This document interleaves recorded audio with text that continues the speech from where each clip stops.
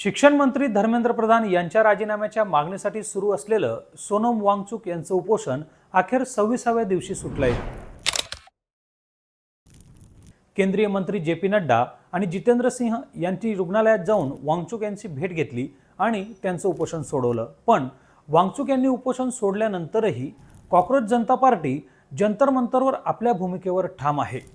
वांगचुक यांचं उपोषण सोडवल्याने हे आंदोलन आपोआप शांत होईल असा सरकारचा अंदाज होता, पण तो प्लॅन आता पूर्णपणे फेल गेल्याचे चित्र दिसतंय। वांगचुक यांच्यानंतर आता सीजीपीची पुढची रणनीती काय आहे, सरकारकडून कशा प्रकारे डॅमेज कंट्रोल केलं जातंय आणि हे आंदोलन आता कोणत्या दिशेने जाणार समजून घेऊया या व्हिडिओमध्ये। नमस्कार, मी योगेश पाटील आणि तुम्ही पाहत आहात MDTV न्यूज। सीजेपीच्या या आंदोलनामुळे केंद्र सरकारवर सध्या प्रचंड दबाव दिसून येत आहे। त्यामुळे मागच्या 2-3 दिवसात सरकारकडून डॅमेज कंट्रोल अनेक प्रयत्न झाले। पंतप्रधान नरेंद्र मोदी यांनी पेपर फुटीतील दोषींना शिक्षा करण्यासाठी फास्ट ट्रॅक कोर्ट स्थापन करण्याची घोषणा केली। शिक्षण विभागातील अनेक मोठ्या अधिकाऱ्यांच्या आणि सचिवांच्या अचानक बदल्या करण्यात आल्या।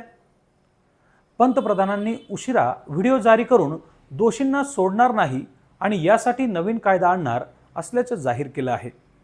थोडक्यात काय तर शिक्षण मंत्री धर्मेंद्र प्रधान यांचा राजीनामा सोडून सरकार इतर सर्व पावलं उचलण्यासाठी तयार दिसते।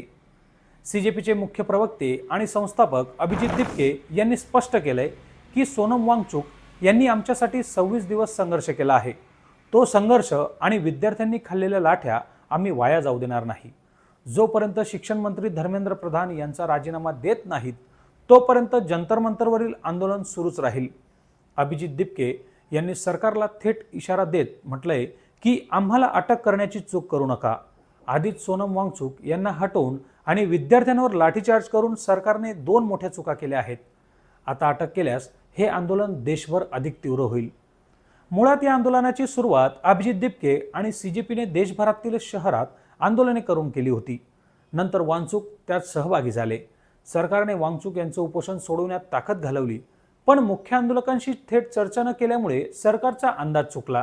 पण आता आंदोलनात काँग्रेस आणि इतर सर्व विरोधी पक्षांनी थेट एंट्री घेतली आहे।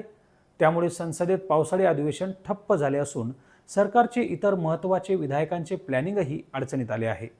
एकंदरीत वांगचुक यांचं उपोषण संपवून आंदोलन शांत करण्याचा सरकारचा प्लॅन सध्या तरी अयशस्वी ठरताना दिसतोय। जोपर्यंत धर्मेंद्र प्रधान यांचा राजीनामा होत नाही तोपर्यंत मागे हटणार नाही असा पवित्रा सीजेपीने घेतला आहे। तुम्हाला काय वाटतं? सरकार सीजेपीच्या मागण्या मान्य करून शिक्षण मंत्र्यांचा राजीनामा घेईल का? तुमचं मत कमेंट बॉक्समध्ये नक्की कळवा।